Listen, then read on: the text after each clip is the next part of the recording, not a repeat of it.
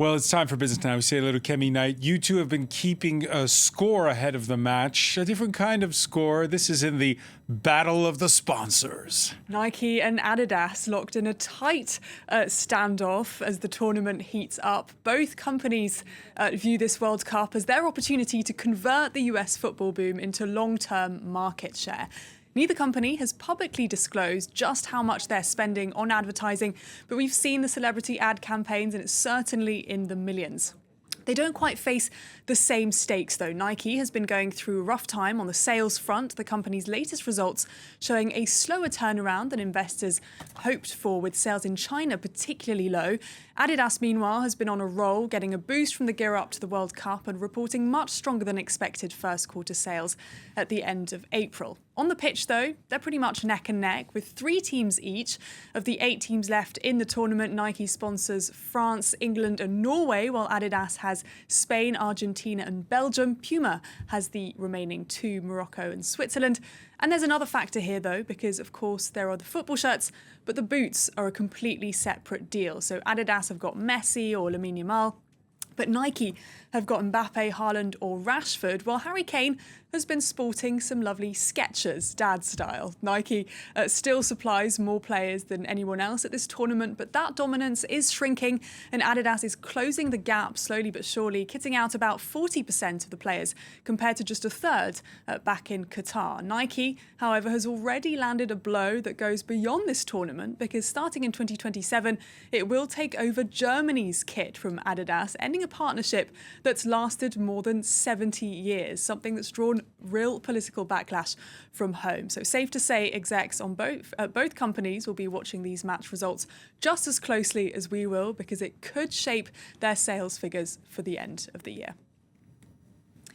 Moving on to other business news now. India and Australia signed a new uranium deal this Thursday. During a visit to Australia, Indian Prime Minister Narendra Modi and his counterpart finalised a deal to export uranium to India for use in its nuclear energy industry. This is a real win for Delhi, which has eyed Australia's uranium reserves for years as it targets 100 gigawatts of nuclear energy capacity by 2047.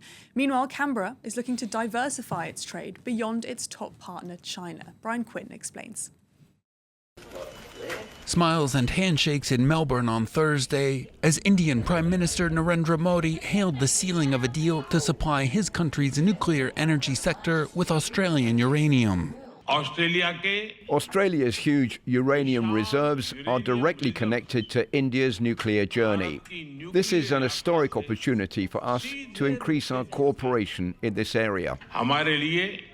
It's an arrangement that should suit both sides. India is counting on nuclear power to meet skyrocketing demand in the world's most populous nation, aiming for 100 gigawatts of nuclear electricity by 2047. Australia, meanwhile, is estimated to have more than a quarter of the world's uranium reserves. Both countries are eager to counter China's growing military power in the Asia-Pacific region. Australia values India as a top-tier security partner, and the declaration reflects our shared commitment to a peaceful, stable and prosperous Indo-Pacific region. Despite an initial cooperation agreement in 2015, exports have up to now been limited over Australia's fears that its uranium could be used in India's nuclear weapons program. The latest deal specifies that the fuel is to be used exclusively for peaceful purposes. Both sides are also keen to boost bilateral trade. Australia is seeking to reduce its reliance on China, its top trading partner. India, meanwhile, wants more foreign investment to modernize its economy. That, too, it looks set to get. Australian Super, the country's biggest pension fund, says it will be investing 500 million Aussie dollars into India's National Investment and Infrastructure Fund. And finally, OpenAI has begun rolling out its newest model, GPT 5.6 Sol, to the general public after weeks of restricted access while the Trump administration reviewed it. Speaking to CNBC, CEO Sam Altman said Sol is 54% more efficient at coding tasks than its predecessor, which would put it ahead of rival models on that measure. It comes as 3 models: Sol, Terra, a cheaper option, and Luna, the fastest and lowest cost built for high volume tasks.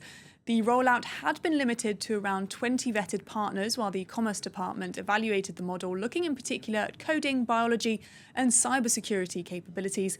The process echoes what rival Anthropic went through just weeks before, when its models were forced on offline in a sign of how closely Washington is now scrutinizing the most powerful AI systems before they reach the public, which is quite a contrast from its previous hands-off approach. Yeah, the scrutiny is set to grow later